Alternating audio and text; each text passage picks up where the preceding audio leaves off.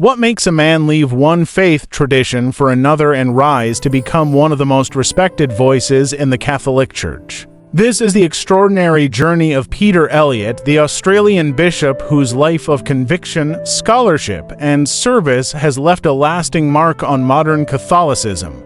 Stay with us as we unravel a tale of spiritual courage and ecclesiastical legacy. Peter John Elliott was born on October 1, 1943, in Melbourne, Australia, into a deeply religious Anglican family. His father was an Anglican priest, meaning Peter grew up surrounded by theology, tradition, and the rhythm of church life. It's fair to say his early environment was shaped by a sense of spiritual purpose, reverence, and duty.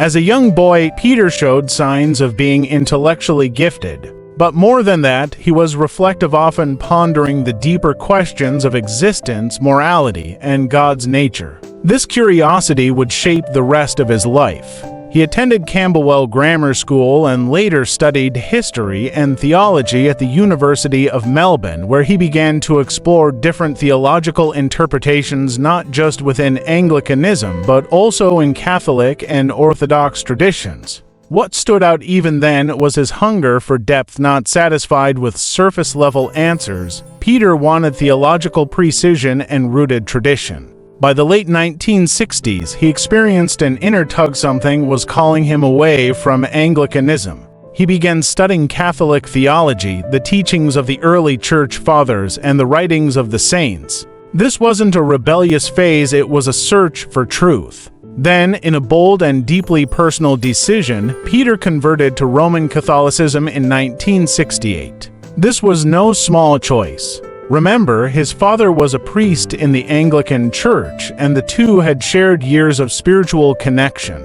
His conversion was both painful and liberating. His family's reaction was mixed, some confused, some proud, but Peter knew he had to follow where truth led him. In a rare move, he went to Rome to study theology more deeply, enrolling in the Collegio Urbano of the Congregation for the Evangelization of Peoples, commonly called Propagandified College, which trained priests from all over the world. This marked the beginning of Peter Elliott's path not just as a scholar but as a servant leader of the Catholic Church. In 1973, after completing his formation in Rome, Peter Elliott was ordained as a Roman Catholic priest for the Archdiocese of Melbourne.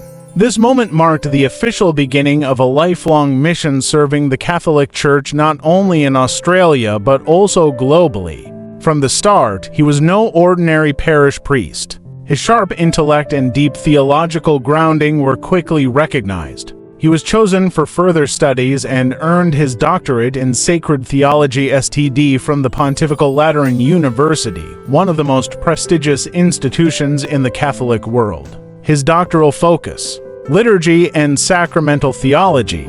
These are the beating heart of Catholic worship, and Peter Elliott dove deeply into both the theological meaning and historical evolution of the Mass. This interest would later define much of his life's work. In the 1980s, Father Elliott was called to Rome once again, but this time not as a student. He was appointed to the Pontifical Council for the Family, working directly with Pope John Paul II's Vatican administration. This was during a period when the Catholic Church was deeply engaged in promoting traditional values, defending the family unit, and responding to cultural changes across the world. Elliott's role involved preparing documents, representing the Vatican in international conferences, and engaging with bishops and theologians from all continents. His writing, articulation, and diplomacy were highly valued. One lesser-known fact: he was often involved in behind-the-scenes discussions on bioethics, marriage preparation, and liturgical reform, subjects that were causing much debate within and outside the Church. His work helped frame the Church's response in a pastoral but uncompromisingly doctrinal way. But perhaps most famously, Peter Elliott authored one of the most influential liturgical guides in the English-speaking Catholic world, Ceremonies of the Modern Roman Rite 1995. This book became a must-read for seminarians and priests. It didn't just lay out rituals, it explained why they mattered and how they connected to centuries of sacred tradition. It was followed by his other important work, ceremonies of the liturgical year. These weren't just how-to books. They were spiritual blueprints, guides that taught reverence, structure, and meaning. His writings earned him immense respect among bishops and clergy, particularly those concerned about the post-Vatican confusion around liturgy and worship. While some saw the era as one of experimentation, Peter Elliott stood firm on tradition, believing that reverence, beauty, and order were essential to encountering God in the Mass. This rising influence both in Rome and back in Australia positioned him for the next step, the episcopacy. On April 30, 2007, Peter Elliott was appointed Auxiliary Bishop of Melbourne by Pope Benedict XVI, a significant moment that cemented his role as both a teacher and shepherd within the Church. As a titular bishop of Manic Censor, he now carried the responsibility of guiding not just parishes but also young priests, educators, and communities wrestling with faith in an increasingly secular world. At a time when many clergy leaned into modern interpretations of Catholicism, Bishop Elliott stood firmly rooted in orthodoxy. But he wasn't rigid. His unique strength lay in his ability to bridge tradition with charity, to teach without alienating, to correct without condemning. His responsibilities as auxiliary bishop were extensive, assisting the Archbishop of Melbourne in diocesan duties, overseeing liturgical functions, ensuring adherence to the Roman Rite, supporting seminary formation, especially in areas of doctrine and worship, encouraging devotional practices like Eucharistic adoration and confession, responding to the spiritual needs of both rural and urban Catholics in Australia. One of his major passions was educating priests. He made it a mission to ensure that every new seminarian in Melbourne understood not just what the Church teaches, but why she teaches it. He gave frequent lectures on the importance of the liturgy, promoted Gregorian chant, Latin, and sacred silence, championed the reform of the Reform, a movement that sought to restore reverence and tradition to the post-Vatican liturgy. He was also a key voice in the global conversation on. His books were translated into multiple languages, and he was often invited to speak at liturgical conferences in the US, UK, Europe, and Asia. Despite being a public figure, Bishop Elliott was known for his personal humility. Those who met him often described him as calm, thoughtful, and deeply pastoral. He wasn't interested in titles or political influence within the Church. His focus remained on souls, truth, and beauty.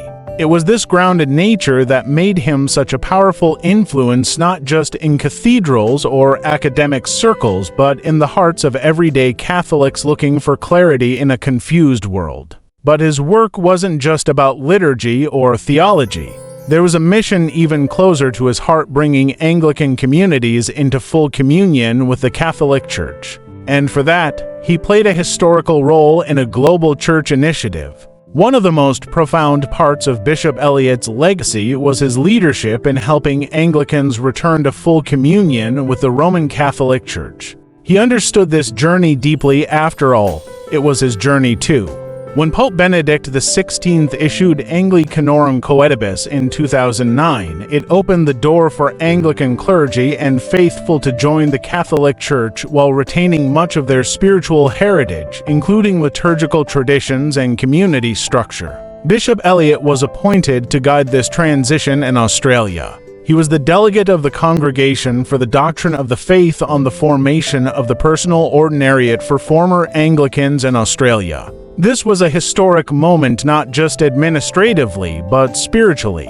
Communities that had long felt separated from Rome were now being welcomed home, and Bishop Elliott helped make that homecoming peaceful, respectful, and meaningful. He worked closely with Anglican priests, many married with families, guiding them through catechesis, training, and eventual ordination as Catholic priests under the ordinariate structure. His approach was always the same: truth and mercy. He never watered down Catholic teaching, but he never wielded it like a weapon.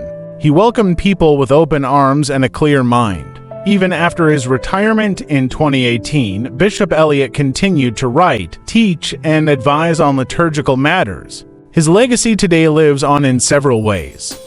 His books are used in seminaries across the world.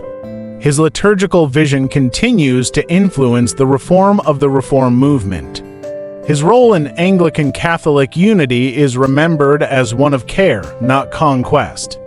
His personal witness from Anglican convert to Catholic bishop is an inspiration for those seeking spiritual truth.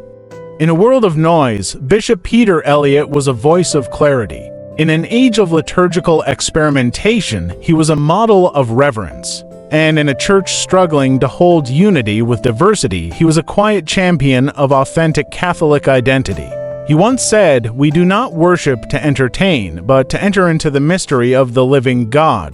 That single sentence captures the heart of his life. From his Anglican roots to the heart of Catholic leadership, Bishop Peter Elliott's life reminds us that truth and tradition still matter. If this story inspired you, like this video, subscribe to Hall of Fame, and share it with someone seeking faith and clarity in a complex world. Until next time, keep honoring the legends who shaped history.